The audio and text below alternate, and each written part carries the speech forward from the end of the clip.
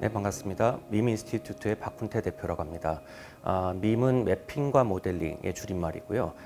주로 도시의 데이터를 지도로 시각화하고 그리고 통계적 분석으로 숨은 의미를 발굴하는 그런 일을 하고 있습니다. 최근에는 그 모빌리티의 원초적인 수단으로서 보행의 가치에 주목하고 있습니다. 모빌리티는 우리말로 이동성으로 번역될 수 있는데요. 우리는 이동성이란 표현을 이미 빈번하게 사용을 해왔거든요. 예를 들어서 개천에서 용 났다라는 표현으로 대표되는 사회적 이동성을 말할 때가 그렇습니다.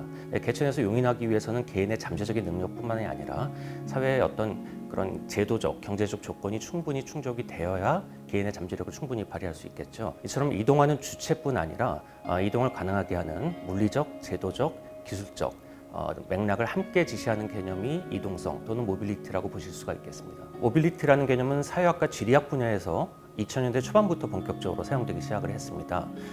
학문적으로 모빌리티 개념이 주목을 받게 된 세 가지 계기에 우선 주목해 볼 필요가 있는데요. 첫 번째로 모빌리티 개념은 1980년대 소위 공간적 전환이라 불리는 사건을 통해서 등장을 했습니다.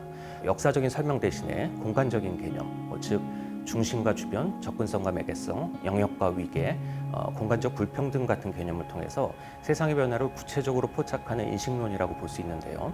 지도가 지식의 핵심 도구로 자리 잡는 계기가 되기도 했습니다. 서울시 생활인구 데이터만 보더라도 20대 청년, 노인, 그리고 장기 체류 외국인의 모빌리티에는 큰 차이가 있는데요. 노인의 모빌리티가 청년만큼 활발한 반면 외국인은 좀처럼 제한된 생활권을 벗어나지 않는 경향을 확인할 수가 있습니다.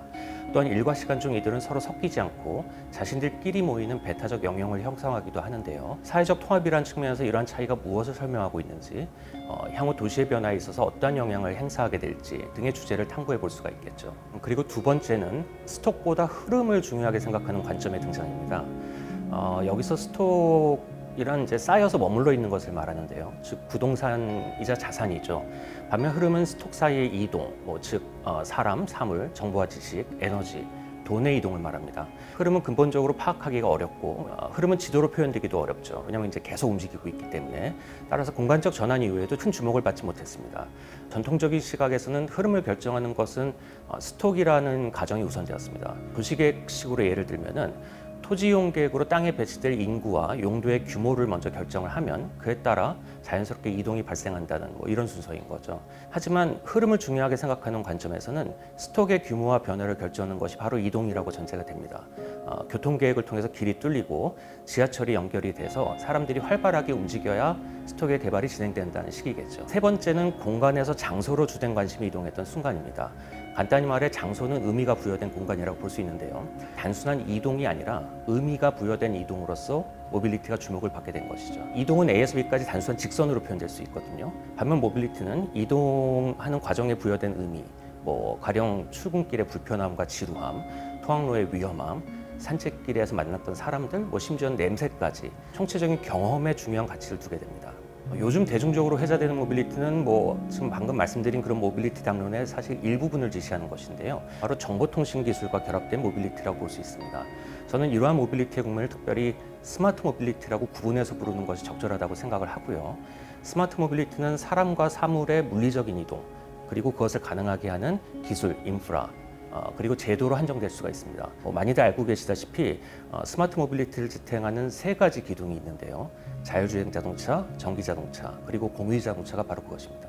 도시설계 전공자로서 제가 특별히 관심을 갖는 주제는 인프라의 변화입니다. 2015년에 OECD에서 유럽의 도시들을 대상으로 한 시뮬레이션이 있었거든요.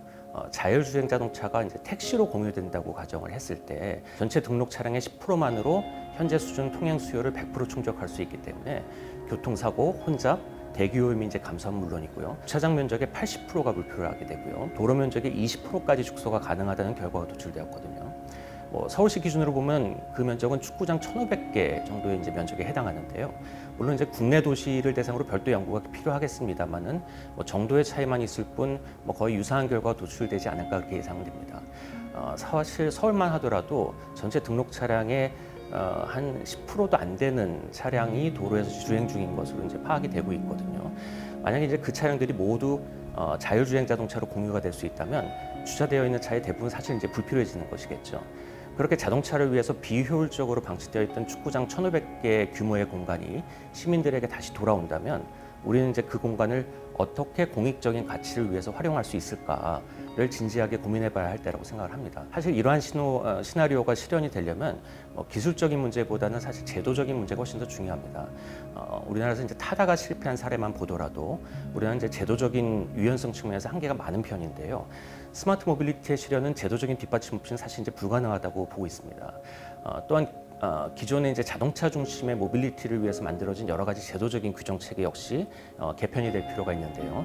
예를 들면 건물별로 주차장 의무 설치 규정이라든지 도시 지역의 도로 설치 규정 등이 이에 해당합니다. 말하자면은 건물과 도로와 공원 이 모든 것들이 사실 다 바뀌어야 됩니다. 그러한 도시 인프라를 향유하는 시민들의 라이프 스타일도 따라서 이제 변하게 되겠죠.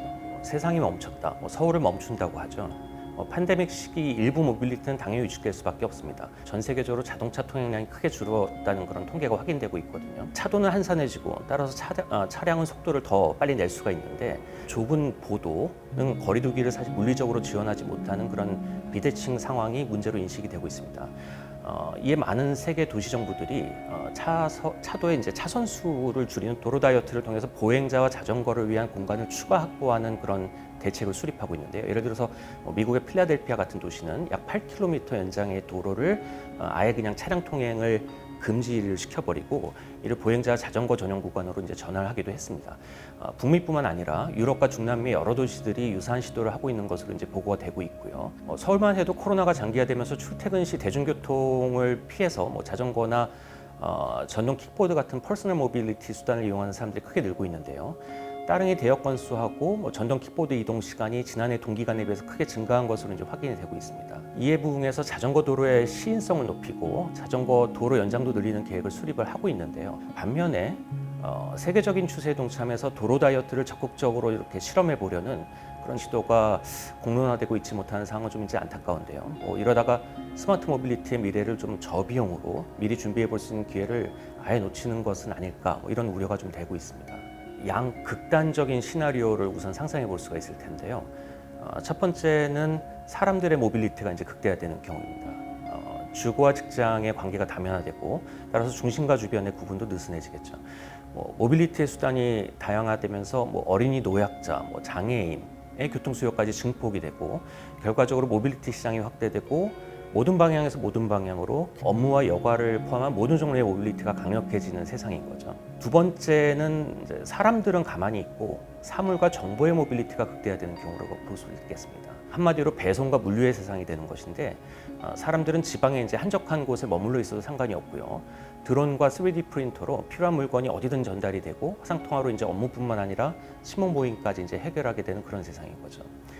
물론 현실은 이러한 양극단 사이에 이제 어디쯤에서 계속 움직이고 있을 겁니다. 구글과 같은 IT 업체들이나 전통적인 자동차 제조업체들이 첫 번째 방향으로 움직이려고 한다면은 아마존 같은 이제 물류 업체들은 반대 방향으로 움직이고 싶어 하겠죠. 또한 코로나 같은 외부 요인도 계속 작용을 할 건데요. 팬데믹이 사람들의 모빌리티를 억제해서 물류 중심의 모빌리티를 극대화하는 효과를 갖게 되는 것처럼요. 그런데 이제 산업적 측면과는 별개로 그 결과에 이제 크게 영향을 받을 수밖에 없는 그런 생활인의 관점에서는 사실 근본적인 질문이 사라지지를 않습니다. 우리는 뭘 위해서 이렇게 움직이는 거냐 이런 질문이겠죠. 어떤 방향이든지 간에 모빌리티 극대화가 언제나 우월한 것이고 움직이지 않는 것은 과연 열등한 것일까요? 모빌리티 극대화는 과연 만연한 사회적 불평등을 해소하는 데 기여할 수 있을까요? 이러한 질문들을 던져보면서 제 답변을 마치도록 하겠습니다. 예, 감사합니다.